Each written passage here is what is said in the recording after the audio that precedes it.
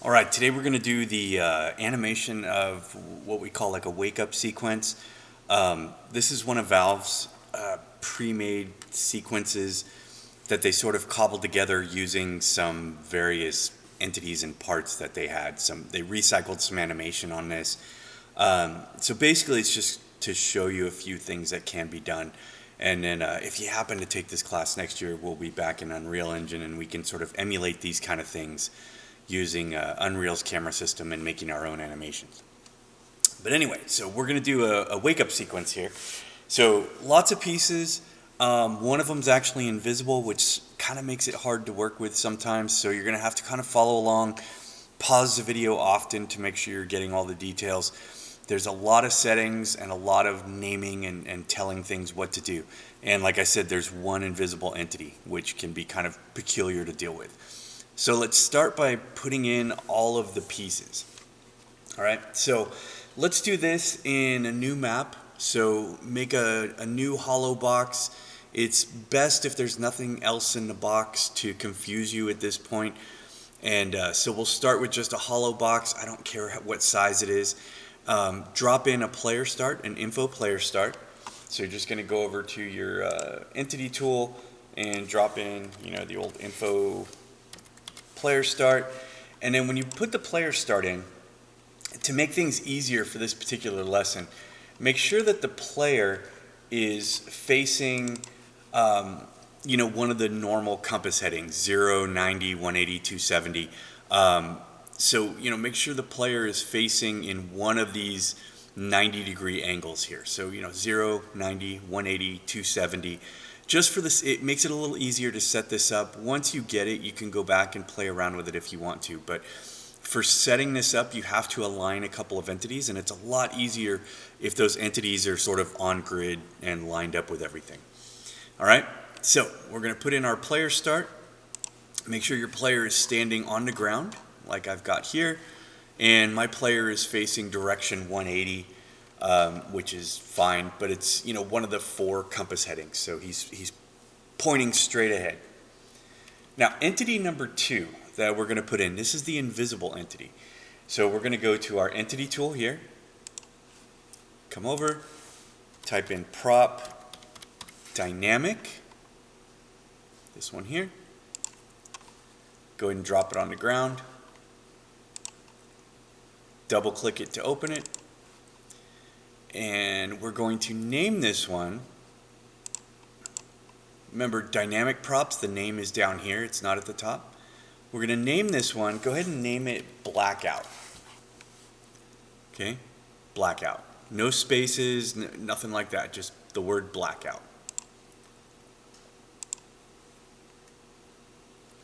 Now, for the world model, you're going to click Browse. And in your filter box, type the word blackout.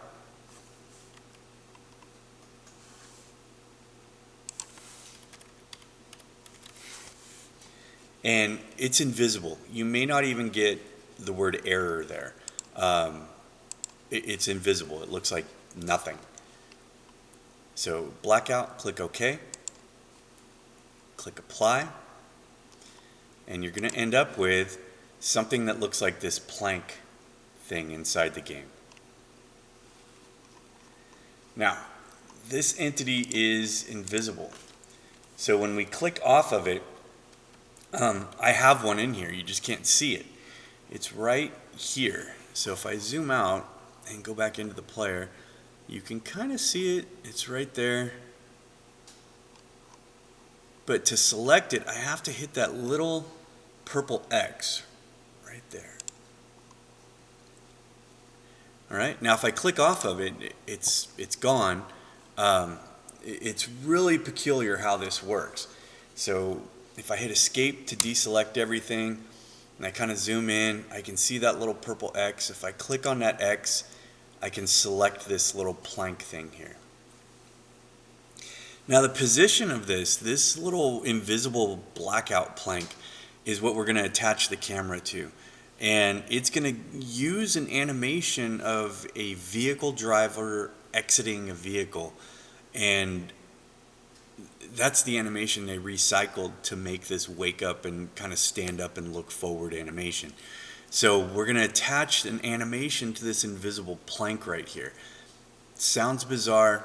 It works. This is how they did it. I assume they just didn't want to go through the hassle of making a new animation when they already had one. So we're going to use this thing right here. So we need to place it in a very particular spot. All right, so I'm going to go ahead and kind of drag this around. So you can see when I move it, there's a little yellow X right here at the front of it. See that little yellow X? Okay, that's its origin point, and you can see this yellow line extends out of it. Okay, so see that yellow line? So when I move this thing around, I've got that little tiny origin point, and I've got this yellow line. Now, if yours is not facing the way mine is in relation to the player, so look at my player. So see, my player has his little yellow line sticking forward. His orientation point is right at the base of this yellow line, where all these pieces of him meet, kind of the center of his head. It's right here, okay, where the base of this yellow line meets the center of his head. This is his origin point right there.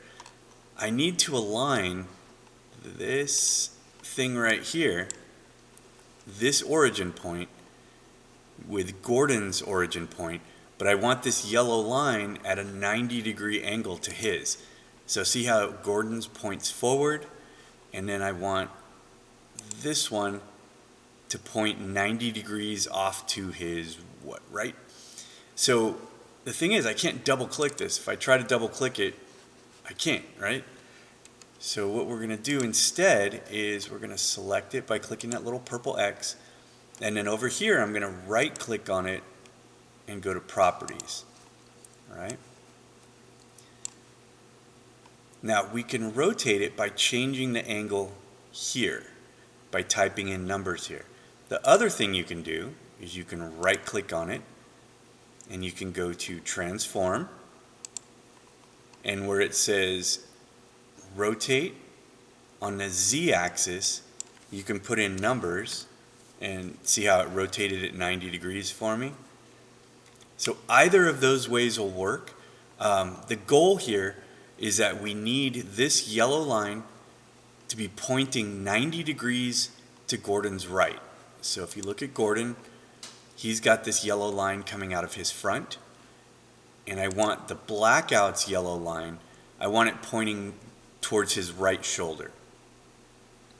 Now we're going to take this, once you get it rotated, and we're going to place it directly onto his origin point. So his origin point is pretty much this cluster of lines that creates this little dot right here. So I'm going to drag this thing, and I'm going to put him as close as I can get. And what that's going to do is you're going to see his little yellow line is this way, and the blackout's yellow line goes that way. And they both converge like at this little dot right here, where all of Gordon's vertices kind of meet right there in the center. Right? Now, from the top view, this is where I want it. So I want it lined up right in the center of Gordon's head. From the side view, I want this thing sitting on the ground. All right? So it's going to look like this weird plank sticking out from between his feet, like this. So it's right between his feet, and it sticks out backwards just like that. All right? So you're going to have to align this from two directions. All right? So from the top, I want this, the yellow line pointing that way, and when you move this, there's that little yellow X right there. I want that yellow X right on Gordon's little X. You can see his yellow line goes that way, and this yellow line goes that way. From the side view, we're going to align it so that it's sitting pretty much on the ground just like Gordon. So it looks like this. Right? We'll come back to this guy once we get everything else in. Now we're going to add 3 other entities. We've used all of these, but we'll go over them anyway. So we're going to click our entity tool, and I want you to drop in an ENV fade, this one right here.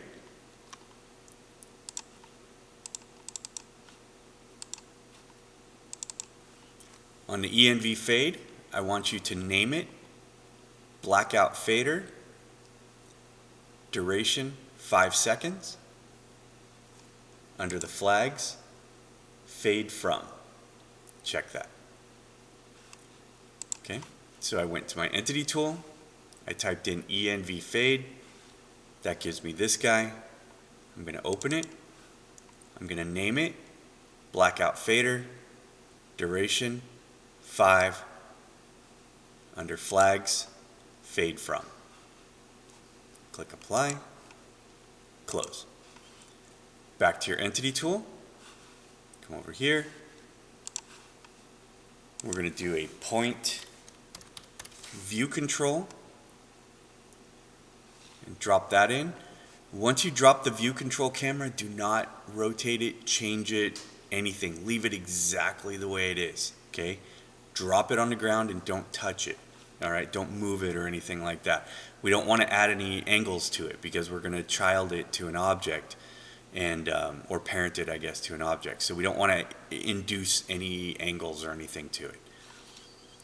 Okay, so I drop in my camera. I'm going to name it blackout cam, and I'm going to parent it to blackout. So we're going to parent the camera to that invisible plank thing right here. Okay, so point view control, name is blackout cam, the parent, if you click here and you drop this down, choose blackout.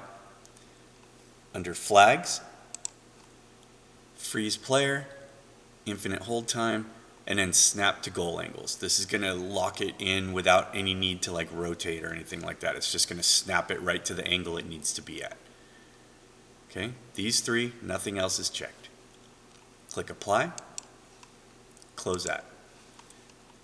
Go back to your entity tool, come over here, Logic Auto, this one right here, drop the Logic Auto in, go ahead and open it. There's no name, but we have a whole bunch of outputs to do. All right, so let's review all the pieces before we do all the outputs. I have an info player start right here. I have a prop dynamic. Prop dynamic that's named blackout. That's about all we did to this guy at this point. We lined it up with the player. Very special alignment here. If you didn't do that, make sure you go back in the video and double check your alignment. We have an ENV fader. We have a point view control camera. We have a Logic Auto. My fader is named blackout fader. My camera is named blackout cam. And I have Logic Auto. All right, so let's look at the outputs here. So there are several. So the first one, we're going to click add. Click add. We're going to select on map spawn, blackout cam.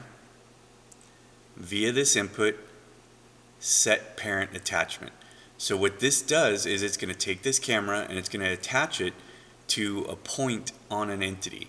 So NPCs, for example, have eyes. We can attach cameras to eyes. We can attach it to their hands. Any part of them that is named in the model when they created it, we can attach to. So in this case, this invisible plank right here, it has a point called vehicle driver eyes, because what they've done is they've recycled the animation of exiting a vehicle, and that's what we use for the bed wake up sequence. So we are attaching the camera to this plank, and the plank is not actually a person, but they added an attachment point on it for eyes. And it sounds bizarre, but that's how it works. So you're going to do on map spawn, blackout cam, set parent attachment, and then in this fourth block, you have to type this in. Now make sure you type it in correctly. There is no drop down option here. So you have to type in vehicle underscore driver underscore eyes. Double, triple check your spelling. Make sure you get it exactly like this. Click apply. You're going to click add, on map spawn, blackout cam, enable. So what we've done is we've attached the camera to this plank, then we enable the camera. So that takes control of the viewpoint and moves it to the camera. Click apply. We're going to go to the next one, add, on map spawn, blackout fader, fade.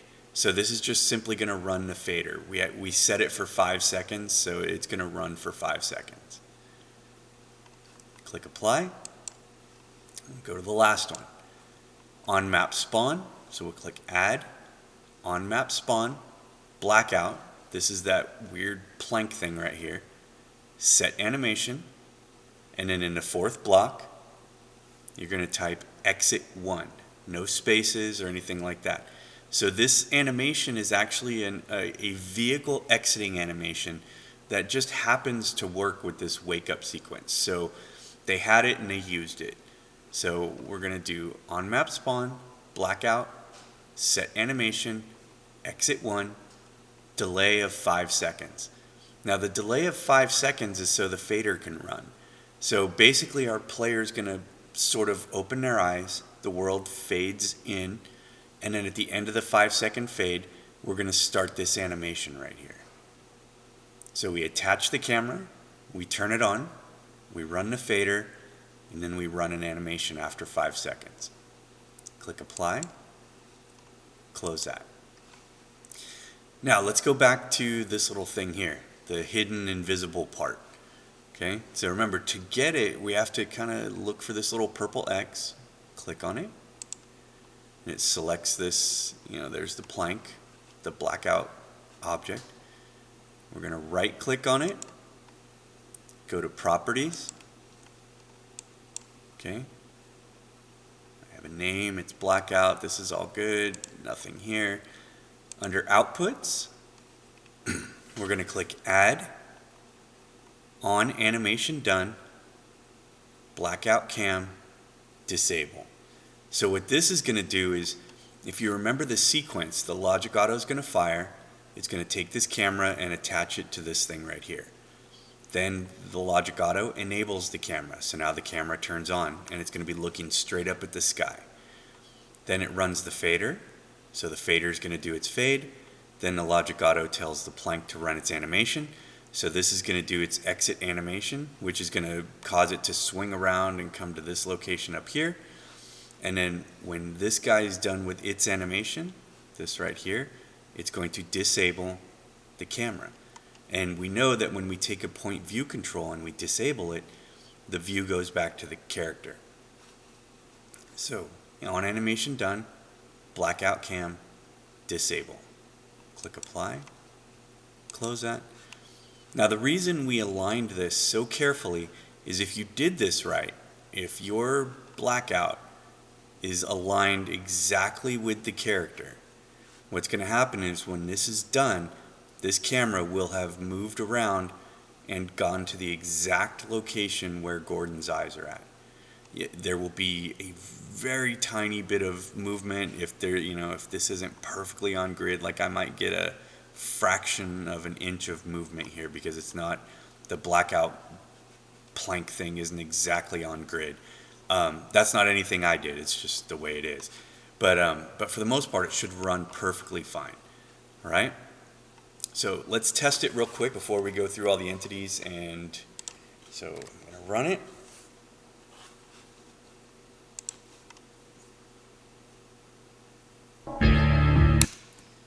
All right, so we should see the camera looking straight up.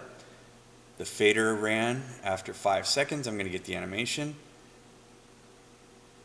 And then I actually didn't see any transition movement at all. I have control of the camera again.